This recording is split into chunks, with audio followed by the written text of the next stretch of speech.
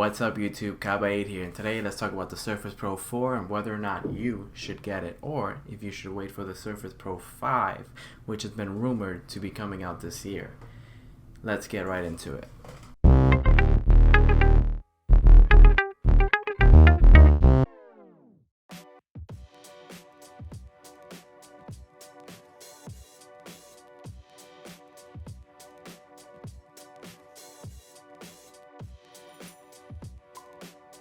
So the Surface Pro 4 came out in October of 2015, and I got mine last June.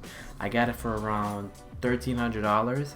I got the version that had the Intel Core i5, the 256GB solid state drive, and 8GB of RAM. And I've been using it ever since I got it in June, and I've loved it.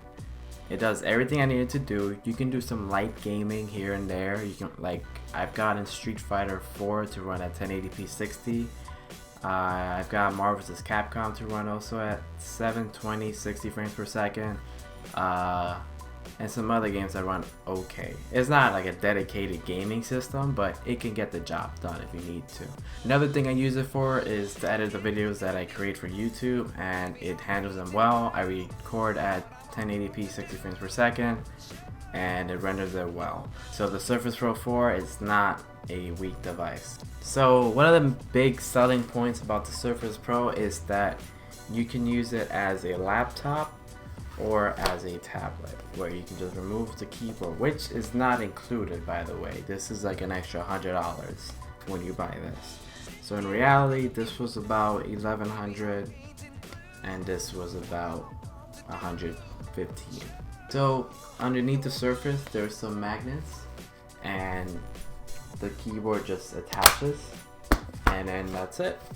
Also, by the way, the pen is included with the Surface, so you don't need to buy that separately. So that's a good thing. So if you may have noticed, I have a skin on it. The default color is silver, but I decided to put my own little mix to it. I made it black and blue. I like that color scheme. Also, it matches with the type cover that I have. So let's review the type cover. The keyboard for the type cover is actually pretty good. I like the feel of it. It's probably one of the best keyboards I've ever used for a laptop. Actually, it's the best keyboard I've ever used. So you might be wondering, this seems a little flimsy. How does it hold itself up? Well, in the back there's a kickstand, and that's how you would use it in laptop form. So the Surface Pro 4 has many modes. I'll show you guys all the different modes that I can put it on. You're probably seeing it right now. So let's talk about the ports. So it has a Thunderbolt port. It has a full-on 3.0 USB. This is the charging cable port. It's not really, it's a cable, but it's like one of those magnetic things, kind of like the MacBook Pro. And on the other side, there's nothing except for the headphone jack. Yes, it has a headphone jack. So there's also a hidden port. It's right underneath the kickstand, and it is the micro SD port that's right under the hood. Underneath it, there's nothing except for the dedicated port for the type cover.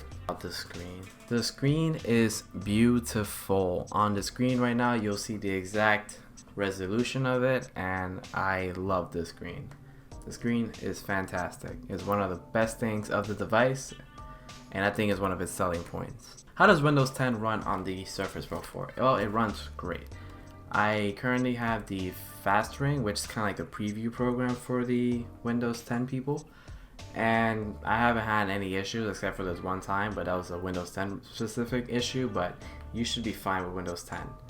I've used the regular Windows 10 and I also didn't have any problems. So Windows 10 is a pretty good OS for the Surface. Let's talk about one of the big selling points for the Surface Pro line, actually. The pen. Now, I've used this as a dedicated notebook, and it's pretty fantastic. Like, I love taking notes on this thing. I take notes for my videos, I take notes for my classes, and I just love it. I love that I can just check my phone and my notes are all there in case I forget something in my house, like my Surface, which I never do.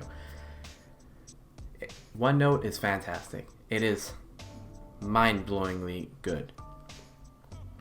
I would never want to use a regular notebook again because I just love the input. It's precise. It's my handwriting. If I need to type something, I just pull out the keyboard, type it. It is great. Is it worth $1,300? Well, it depends who you are. If you're just an average person who just wants a PC, like a laptop, if you see yourself taking use of this 2-in-1 form factor, then yeah, sure, go ahead.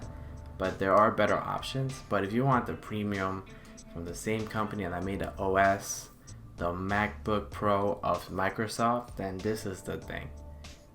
This is a great device. And if you want to go baller status, you can get the Surface Book with the performance base, and that is a beast of its own. And if you're really feeling it, you can go like the extra mile and get the Surface Studio, which is just another thing that costs $4,000. Hey, if you're in a baller status, go ahead.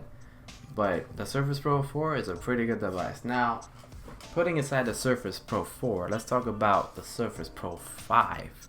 Now, there's been many rumors about it coming out this year, and it's supposedly gonna have a USB Type-C, which I'm pretty excited for. So, considering that, it'd be best to wait until maybe like the summer, when maybe it's been announced, and then the price will go down for the Surface Pro 4. If you're the type of guy that likes to wait for the next generation to get the current one, you can also get the Surface Pro 3, but the same thing will happen if you get it now, because if you wait a little bit more, the price for the Surface Pro 3 will go down as well. So yeah, it's best to wait, but still a great device. If you're on the verge, or like you don't care about the Surface Pro 5, you think, wow, this device is amazing, but I gotta watch this one video to just push me over the edge, yes, get it, it's amazing.